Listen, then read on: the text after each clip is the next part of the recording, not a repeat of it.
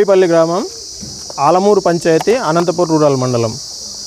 మా గ్రామంలో ఉన్నటువంటి ప్రాథమిక పాఠశాలలో ఉన్నటువంటి 3, 4, 5 తరగతులను స్కూల్ రేషనలైజేషన్లో భాగంగా 5 కిలోమీటర్ల దూరంలో ఉన్నటువంటి ఆలమూరు పాఠశాలలో విద్యాశాఖ అధికారులు అనాలోచితంగా కలిపివేశారు. ఈ 5 కిలోమీటర్ల దూరానికి చిన్నపిల్లలు అయినటువంటి 3, 4, 5 తరగతులైనటువంటి పిల్లలు ఎలా వెళ్తారు? ఇక్కడ ఎటువంటి రవాణా సౌకర్యము, ప్రభుత్వ రవాణా సౌకర్యం కానీ ప్రైవేట్ రవాణా సౌకర్యం కానీ ఎటువంటి రవాణా సౌకర్యంలు లేవు. మరియు ఈ స్కూల్కి వచ్చుచున్నటువంటి పిల్లలందరూ ఎస్సీ మాదిగ సామాజిక వర్గానికి సంబంధించినటువంటి పిల్లలందరూ కూడా వీళ్ళందరూ వ్యవసాయ కూలీలు. వాళ్ళ తల్లిదండ్రులు అందరూ కూడా వ్యవసాయ కూలీలు. వీళ్ళు ఉదయం స్కూల్కి తీసుకెళ్ళి సాయంత్రము ఆలమూరు నుంచి స్కూల్ నుంచి తెచ్చుకోవడానికి ఏమాత్రం వీలు పడదు. ఇది చాలా ఇబ్బందికరమైన పరిస్థితి అని చెప్పి కలెక్టర్ ఆఫీస్లో పోయిన సోమవారం నాడు మేము ఆ గ్రీవెన్స్లో ఇచ్చుకోవడం జరిగింది. ఆ సమస్యని డిఈఓ గారికి ఫార్వర్డ్ చేశారు. కానీ ఇంతవరకు డిఈఓ గారు కానీ ఎంఈఓ గారు కానీ వాళ్ళ అధికారులు కానీ ఎవ్వరు కూడా ఈ స్కూల్ని సందర్శించలేదు. ఈ స్కూలు ఈ 3, 4, 5 తరగతులని ఆలమూరుకు మార్చిన ఎడల ఈ 3, 4, 5 తరగతుల పిల్లలు పనికి పంపుకోవడం తప్ప వాళ్ళ తల్లిదండ్రులకి వేరే గత్యంతరం లేదు. ఎట్టి పరిస్థితుల్లో పిల్లలు పోలేరు ఆలమూరుకి. 5 కిలోమీటర్ల దూరము. ఈ ఆలమూరుకి ఆనుకొని రాష్ట్ర రహదారి కూడా ఉంది. అది త్వరలో 4 వరుసలు కాబోతోంది. ఆ రహదారిని దాటి చిన్నపిల్లలు ఎట్టి పరిస్థితుల్లో వెళ్ళడానికి వీలు కాదు. 5 కిలోమీటర్లు పోయి రావాలంటే ఎట్టి పరిస్థితుల్లో చదువు కొనసాగదు.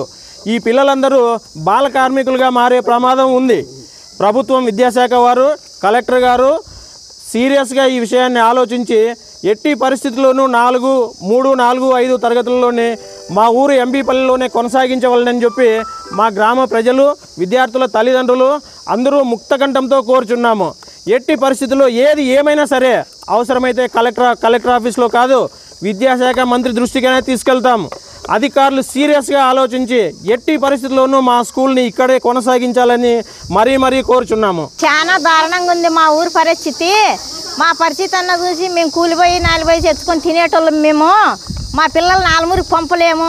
5 వరకు మొదటి నుండి ఉన్నింది. మేము కాపురాలకు వచ్చినట్టు నుండి ఇప్పుడు ఆగిపోతే మా పరిస్థితులు గంగలో దుంకల్లా. మా పరిస్థితి ఆలోచించి మాకు స్కూల్ ఇక్కడే ఉండేటట్లా చేయండి సార్. అందరికీ నమస్కారము. అక్కడ ఉండే పెద్దలకి అందరికీను. ఇంతవరకు అయితే మేము ఇట్లా చేస్తుండాము. దేవుడిది లేదు సార్, మాకు సౌకర్యం అనేదే లేదు, ఏకులు లేదు. మేము నడిచిపోయే వాళ్ళమి. ఏదన్నా సంతకు పైన ఏదన్నా అట్లా తెచ్చుకొని తినేటోళ్ళం. అంగిడుగులు లేదు కనీసం. అంటే ఇట్లా పరిస్థితి మీరు బడి లేకుండా చేస్తే మేము బావి లేకేసుకోవాలా, కూలి పంపించుకోవాలా, మీరే ఆలోచించండి సార్. మాకైతే తెలియదు. మా ఊరు ఎంబీపల్లి, ఆలమూరు పంచాయతీ, అనంతపూర్ రూరల్ మండలము. మా ఊర్లో 3, 4 తరగతి 5 తరగతి వరకు పిల్లల్ని ఆలమూరికి పంపించడం ఎట్టి పరిస్థితులను కుదరదని అందరూ పేరెంట్స్ అంతా మొత్తం డిసైడ్ అయినారు. లేదా వాళ్ళ ఇంటి దగ్గరే పెట్టుకొని ఏదో వాళ్ళ పని పోతే కానీ జరగదు సంసారం వాళ్ళది. చిన్నపిల్లలు అఘాయిత్యాలు చూస్తూనే ఉన్నాం కదా. దావపడుతున్న కంప చెట్లు అన్నీ ఎట్లున్నాయి ఆలమూరు రోడ్ వరకు 5 కిలోమీటర్ల వరకును. అది కాక రోడ్డు దాటాలన్నా చిన్నపిల్లలు దాటగలరా చెప్పండి? వెహికల్స్ ఎన్ని తిరుగుతుంటాయి, పోవడానికి రావడానికి కూడా సౌకర్యం లేదు. అఘాయిత్యాలు చూస్తూనే ఉన్నాం రోజు పేపర్లోను, టీవీల్లోనూ. ఇట్లాంటి సందర్భంలో చిన్నపిల్లల్ని మీరు ఆలమూరికి ఎలా షిఫ్ట్ చేయగలది పర్మిషన్ లేకుండా? పేరెంట్స్ ఒప్పుకొని ఉంటే ఒకవేళ మీరు పంపించినా సరిపోతుండే. పేరెంట్స్ ఒప్పుకోలేదు, వాళ్ళు అడగలేదు. డైరెక్ట్ మీరు ఒకటి షిఫ్ట్ చేస్తే ఎట్లా 3, 4, 5 తరగతి పిల్లల్ని? అది ఏ విధంగా న్యాయము? తప్పు కదా అది. పిల్లల్ని తల్లిదండ్రులను బాధ పెట్టడం ఎంతవరకు సమంజసమది? ఎంబీపల్లి, అనంతపురం మండలం, ఆలమూరు పంచాయతీ.